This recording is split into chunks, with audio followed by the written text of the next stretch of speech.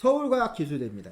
서울과학기술대 수시에서의 입시 변화점은 없어요. 저 특성화고 좋을 재직자 전형이란 전형이 있어요. 그 일반 계열은 일반계 조금 상관이 학생들은 쓸 없는 수가 거니까. 없어요. 저건 네. 특성화고를 졸업하고 취업을 한 친구들만 볼 수 있는 전형이기 때문에 아예 이건 볼 수 있는 전형이 아니에요. 그래서 학생부 종합 전형을 교과 전형 바뀌었다 정도, 그 정도로만 바뀌었다는 거 빼고는 바뀐 게 아예 없습니다. 그래서 그냥 올해 서울과학기술대의 이제 수시 전형에 대해서 간략하게 말씀을 드리면 학생부 교과, 이제 고교 추천 전형이라고 하는데 교과 100입니다.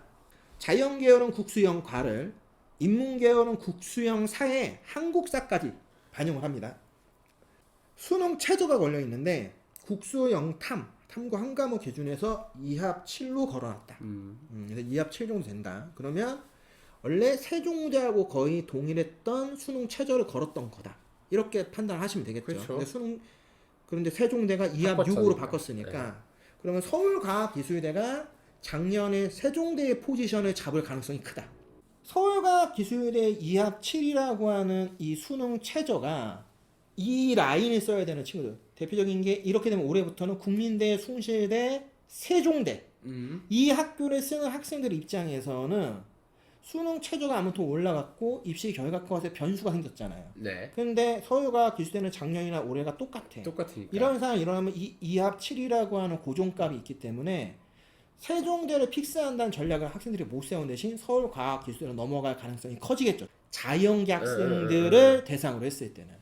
물론 당연히 세종대냐 서울과학기술대냐 다 대부분이 세종대일 거예요. 그러니까 그 정도의 인지도 차이는 있지만 그치. 근데 입시 결과 컷이나 이런 걸 보면 차이가 거의 없어요. 생각보다.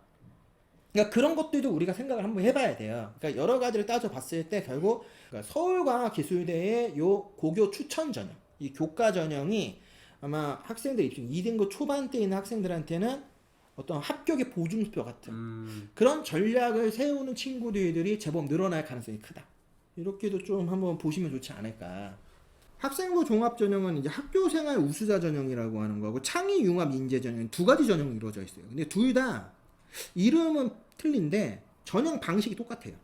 면접 30%를 보는 다단계 전형이. 네. 예, 원래 일반적으로 이렇게 하면 뭐 서류 전형, 면접 전형 이러는데 둘 다 그냥 다 면접형 전형이다.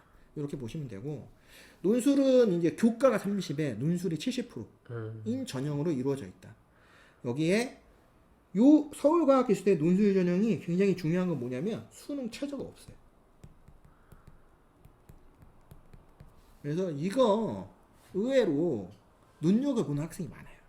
수능 최저 없어서. 수능 최저가 없기 때문에 수능 수학을 일정 이상 할 수 있는 수준의 학생들이라면 내가 국어, 영어, 탐구는 안 돼. 난 수능까지는 안 돼. 답이 없어. 체는 못 맞춰. 그냥 수학만 좀 하는 애들. 수학만 잘하는 친구들 입장에서는 대신 서울과학기술대의 저 논술 메리트가 있을 수밖에 없죠. 이렇게 돼버리면. 그래서 요거 진짜 수능 수학은 된다. 나머지 안 된다. 요런 일반 학생들도 한 번쯤은 생각해 보실 만하지 않겠느냐. 요거는 제가 논술을 그렇게 추천하는 사람이 아닌데 불구하고 한 번쯤은 고려해 볼 만하다. 일단 수능 최저가 없으니까. 거기에 좋든 나쁘든 논술 100도 아니야. 그러니까. 교과가 일단 30% 걸려 있어. 그러면 3등급, 4등급, 심하면 5등급 극초까지는 일단은 물고 들어갈 수 있죠. 물론 내신이 4등급, 5등급인데 수능 수학 기준했을 때 2등급 정도 실력이 되려면 그죠? 저희가 봐도 이제 딱 어느 동네 애들 그렇죠. 대략적으로 뭐 그러면 인천에서는 나름 뭐 송도에 있는 몇몇 뭐 학교 학생들 정도는 한번 해볼 만하지 않겠냐. 일단은 수능 수학에 좀 자신이 있다라고 하면은 한 장 정도는 서울과학기술대 논술 전형 노려보는 것도 하나의 방법일 수 있다라는 말씀은 드리도록 하겠습니다. 정시 전형 보면은 이제 우선은 교차 지원이 다 가능해졌어요. 그러니까 똑같은 얘기죠. 수학하고 탐구 영역에 대한 선택 과목 폐지, 즉 지정 영역 폐지를 했습니다. 동일하게. 그리고 정시 모집을 조정했는데 모집 인원을 축소시켰어요. 작년까지는 이제 34.9%를 모집을 했는데 전체 정원에 올해는 그거보다 좀 줄여서 33.2%. 그리고 또 하나 이 첨단 학과라는 이제 신설 학과를 하나 만들었는데 얘를 정시 다군으로 이동시켰습니다. 그러면 이제 다군에서는 아무래도 자연계 학생들이 하나 더 이제 모집 단위로 선택 권한을 가질 수 있는 학교가 하나 더 늘었다 정도. 실제로 지금 정시전형 기준에서는 아무래도 과학기술대가 거의 다 이제 자연공학 계열 아니겠습니까? 그렇죠. 공과 계열 중심으로는 이제 수학이 35%, 그다음에 그래도 있는 인문 계열은 수학을 25% 반영을 하고 있어요. 뭐 나머지 이제 예체능이나 뭐 스포츠과학 이런 학과들도 수학에 대한 반영률이 아주 적진 않아요. 조형 관련 대학, 여기 실기 보는 대학, 얘네만 수학이 없어요. 근데 얘네를 빼면 디자인 학과에서도 산업 디자인 이런 학과들도 다 수학까지를 반영해서 보고 있습니다. 그러니까 이런 것들은 조금 참고하시는 게 좋을 것 같아요.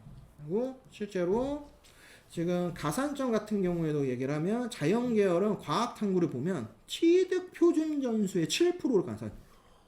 반대로 인문 예체능 계열은 사회 탐구를 봤을 때 취득과 표준 점수의 7%를 준다.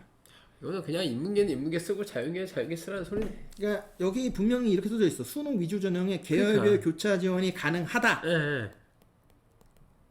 하지만 but 7%의 가산점을 보게 해라. 그렇지 7%의 가산점이 너의 운명을 결정할 것이다. 그렇죠. 그러니까 네. 네가 알아서 판단하고 떨어졌을 때 우리를 욕하지 마라.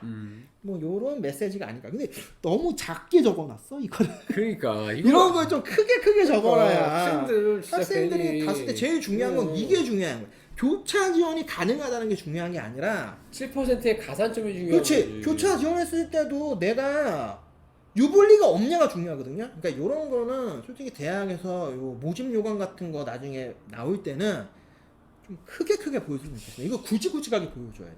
나도 처음에 이거 내용 봤을 때는 요게 있는지 몰랐었어. 대충 봤을 때는. 근데 나중에 보니까 뭐야 왜 이렇게 심지어 7%예요. 그러니까. 뭐 3%도 아니야. 7% 면- 굉장히 큽니다. 그러니까 그런 것들, 그러니까 이런 것들을 우리 학생들이 모집 요강이나 뭐 이런 걸 볼 때 꼼꼼하게 보셔야 돼. 그러니까 정말 오히려 이러한 박스 표를 보는 것도 중요하지만 그 표 밑에 있는 내용들을 정말 잘들 보셔야 돼요. 그거를 봐야지 이게 나한테 어떤 유불리를 갖게 하는지 판단할 수 있어요. 그러니까 그런 것들이 모집 요강을 보실 때의 일종의 팁입니다. 그러니까 이런 것들 좀 꼼꼼하게 보셨으면 좋겠다는 말씀 한번 드리면서